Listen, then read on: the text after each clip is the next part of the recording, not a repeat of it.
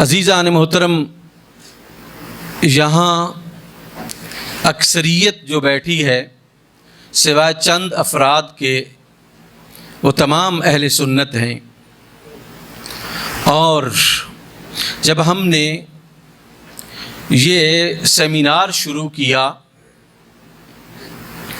تو ہم پر دیگر پروگراموں کی طرح فتوے جاری ہوئے کہ یہ بھی کسی کے ایما پر کیا جا رہا ہے، یہ بھی کسی کو خوش کرنے کے لیے کیا جا رہا ہے۔ ہاں، یہ ایما پر کیا جا رہا ہے اور کیا جاتا رہے گا، اور یہ خوش کرنے کے لیے کیا جا رہا ہے اور کیا جاتا رہے گا۔ ہم اپنے رب کے حکم پر یہ کر رہے ہیں اور اپنے رب کو خوش کرنے کے لیے یہ کر رہے ہیں۔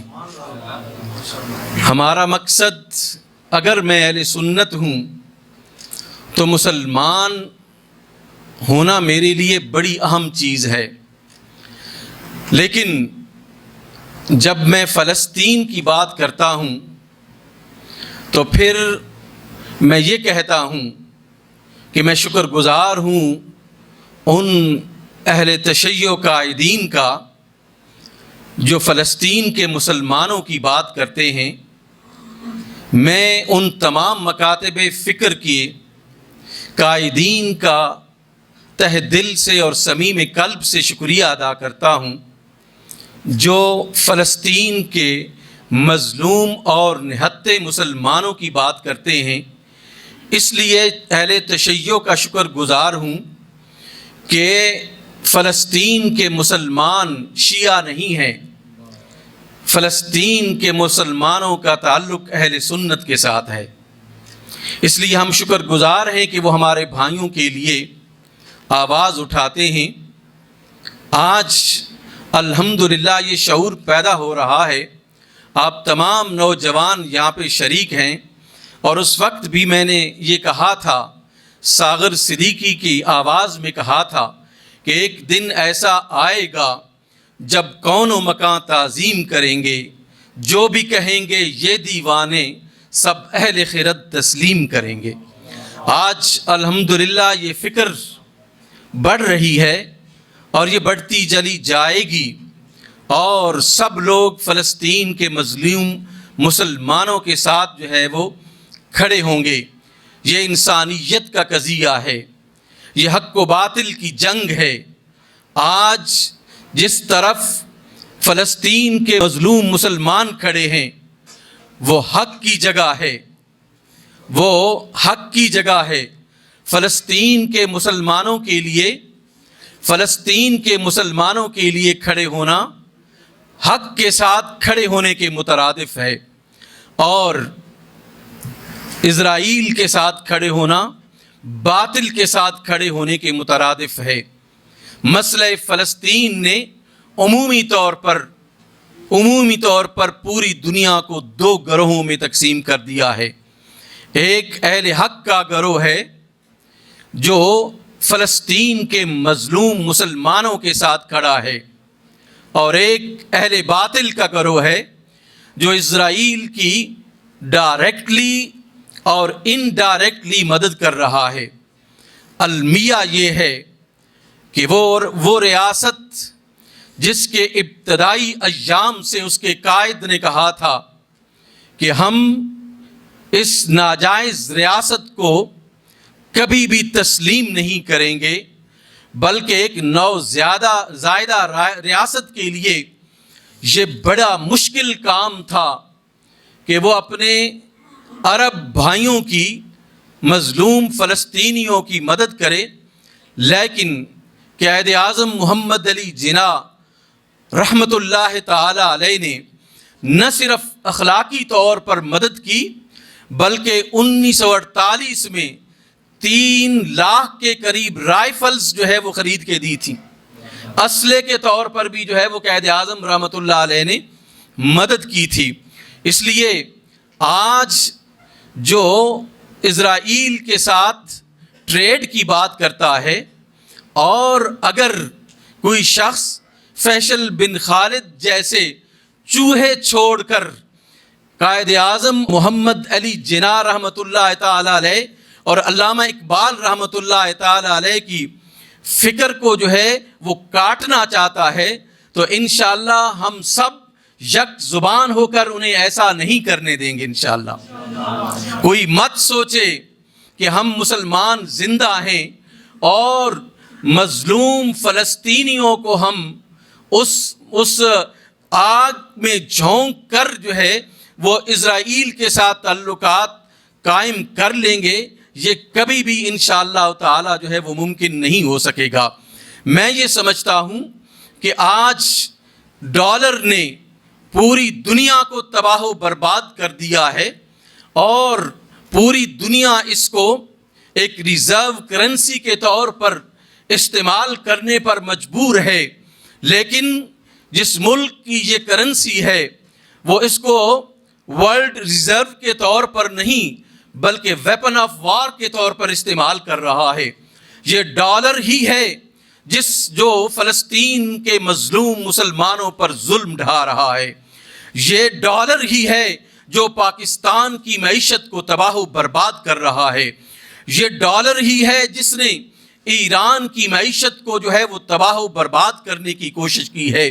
یہ ڈالر ہی ہے کہ جس کے ذریعے سے امریکہ نے اپنی پوری دنیا میں 754 کے قریب اڈے قائم کر کے دنیا کو جکڑا ہوا ہے۔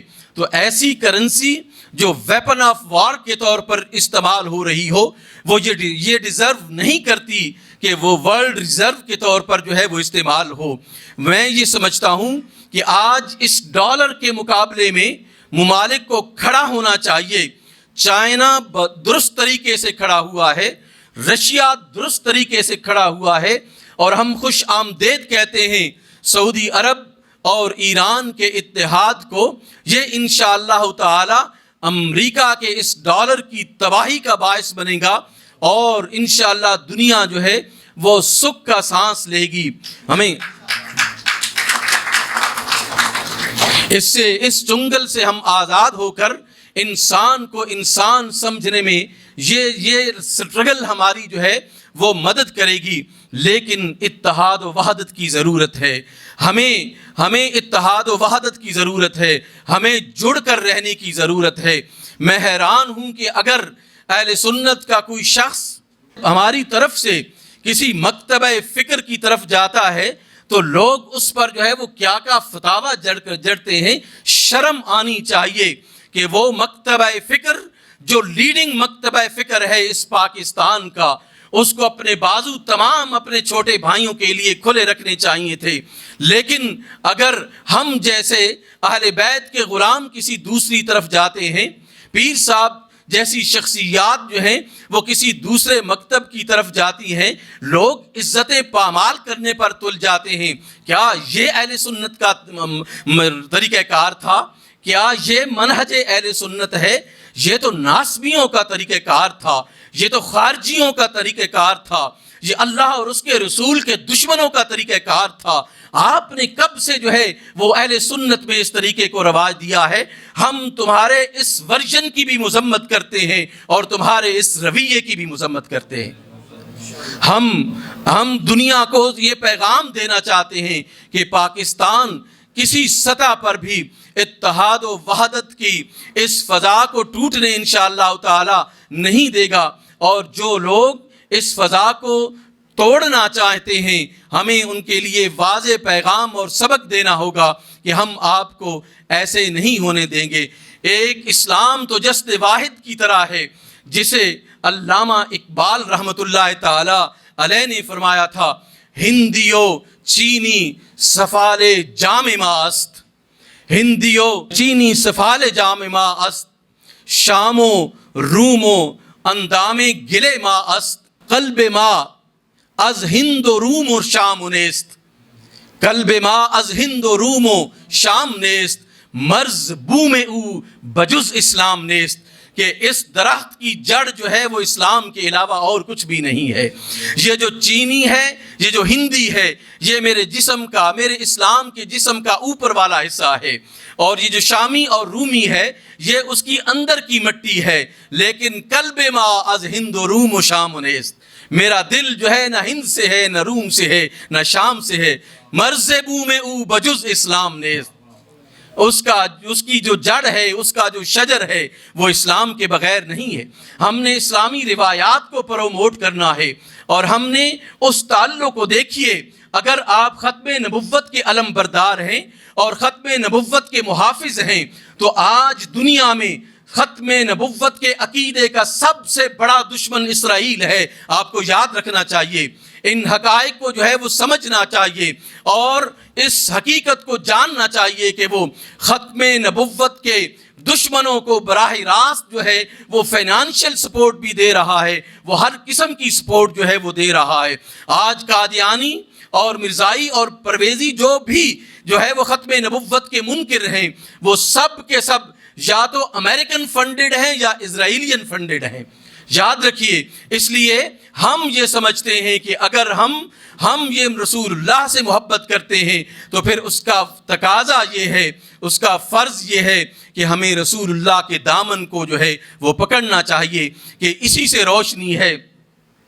علامہ اقبال نے ایک اور جگہ پر ارشاد فرمایا تھا، ماہ فرومان دست جمال محمد است، سرو نباشد بے اعتدال محمد، آدم و نوح و ابراہیم و موسی و عیسیٰ، آمد مجموع در جمال محمد، آمد مجموع در زلال محمد، سادی اگر عاشقی کنی و جوانی، سادی اگر عاشقی کنی و جوانی، عشق محمد بس است و آل محمد۔